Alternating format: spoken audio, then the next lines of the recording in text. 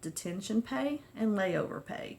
Usually they'll want you to sit for a certain number of hours for free before they start paying you. So you're going to want to know, how long do I have to sit before you start paying me?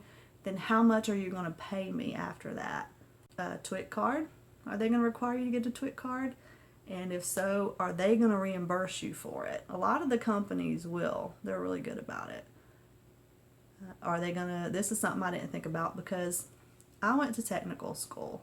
I had a really great experience, and I was lucky enough to get a grant, or actually I think it was a scholarship I didn't have to pay back. So it only cost me like $200 to get my CDL, but I know of drivers that have paid like $5,000 or $6,000 for their CDL. A lot of these companies will reimburse you for CDL school. So you'll want to know if they reimburse you and how does that work. Usually it's set up into segments. After so many days, they'll pay you so much money. After so many more days, they'll pay you more money, and it's usually spread out over a year or a certain time frame that they will reimburse you for your schooling. So if you don't stay with them a year or a year and a half, however long that's spread out, you're not going to get the full reimbursement. But it's pretty cool if they do. You get your money back. That's pretty awesome. I didn't think about this one until the other day, and I don't really know if it's a major concern, but I just thought I might mention it in case it is. I've heard there are actually 1 or 2 carriers that are putting cameras in their trucks now, and I've heard people say that they face inside. They want to watch the driver and make sure that driver's driving safely and not doing anything they shouldn't be. So ask them if they have cameras in the trucks. If you have camera in your truck, are they pointed inwards, or are they facing the inside of the cab? That's a privacy concern in my opinion. I don't want a camera facing inside my cab. I live in my cab. You know, I don't want somebody watching me every minute of the day and night. I don't like that idea. And here's another one that's important. Like I mentioned before, had a bad experience with a trainer. You're going to want to ask, what is your policy for getting off the trainer's truck if I have a bad experience with that trainer? If the trainer's not doing their job, if we can't get along, you know, it's just affecting my work. What is your policy for me getting off that trainer's truck? Are you going to work with me to put me on another trainer's truck, or am I going to have to expect to go find a job somewhere else?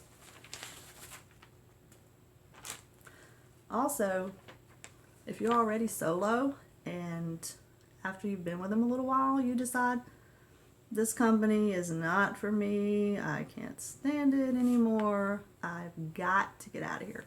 You're going to want to know, what is their policy for turning that truck in, because I cannot tell you how many bad experiences I've heard of from people who are angry because they have all these bad things on their employment record because they abandoned a truck. You can't abandon a truck and expect it not to come back and haunt you. Do not abandon a truck, ever. I understand there are certain situations, like I mentioned before, if there's an emergency, your company's not working with you, you feel like you need to let that truck sit there and go home, you know, that's your decision. But if you just decide that this company's not working for you and you want to go somewhere else, and you don't get along with your dispatcher anyway, so they made you mad, you're just going to get close to home, you're going to park it in front of Walmart, get your cousin to come pick you up, or spouse or whoever, and you're just going to leave that truck sitting in the Walmart parking lot, and to heck with them, they can figure out how to get it themselves. That's not going to work. You're going to have something bad on your employment record that is going to follow you around everywhere you go, and you don't want that kind of nightmare, trust me. So find out what their policy is for turning the truck in. Usually all they ask you to do is let them know that you're leaving. They will tell you where to take the truck. It's usually to a terminal, and you turn it into the terminal. And a lot of these companies, you know, if you work with them and try to abide by their policy, they will work with you. So I've turned in a truck a couple of times, and the company told me, take the truck here, or they requested me do this or that, and I did what they asked me to do. They got me a bus ticket. They paid for my bus ticket home so that I could go get a job somewhere else. I think that's pretty awesome, you know. But if you're going to do it the wrong way, expect to suffer the consequences. Okay, I'll quit my preaching for now. So let's move on to the next topic. Bad weather. As a new driver, I'm from Georgia. Never really driven in the snow very much. Did not like the idea of driving an 18-wheeler in the snow or any other bad weather for that matter as a new driver. It kind of terrified me. Ask the company what their bad weather policy is. A lot of these companies, they're going to say, if you don't feel safe driving the truck, you're the captain of your own ship. You make the decision if it's safe or not. Let us know where you're at, why you have stopped, how long do you expect to be there, when you're going to start rolling again, and has this affected your ability to make on-time delivery? That's what they're going to ask of you, and it's up to you to make those decisions. And usually they'll work with you. They'd rather you be safe than in an accident, because that has bad repercussions for not only you but them, the carrier also. You're going to want to ask, what are my options if I am tired or I am sick? I have gotten sick out over the road. It is horrible being sick, stuck in a truck. Trust me, it is not good. But it happens, and you're going to want to know, what are my options? Most major carriers are going to be able to repower that load. So if you let them know, just keep them informed of what's going on as soon as possible.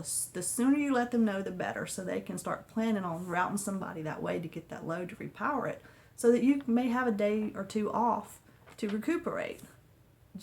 You got to work with them. You got to keep them informed. Family emergencies.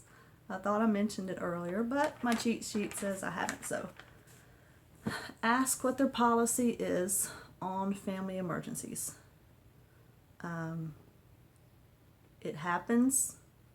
It's a bad situation to be in, and you need to know what's going to happen if they're going to work with you to get that load repowered, which they should be able to do if they're a major company, and let you go home as quickly as possible to take care of your emergency. Or if they're going to be one of those companies that's like, well, driver, you've got to make delivery. We don't have anybody else. You've got to take that load. You go make that delivery, and you go take care of your little emergency, because in their mind, that's all it is your little emergency. They don't care about anything but making delivery on that load. So if you're unfortunate enough to get with one of those companies that's not going to work with you, then you need to know what their policy is.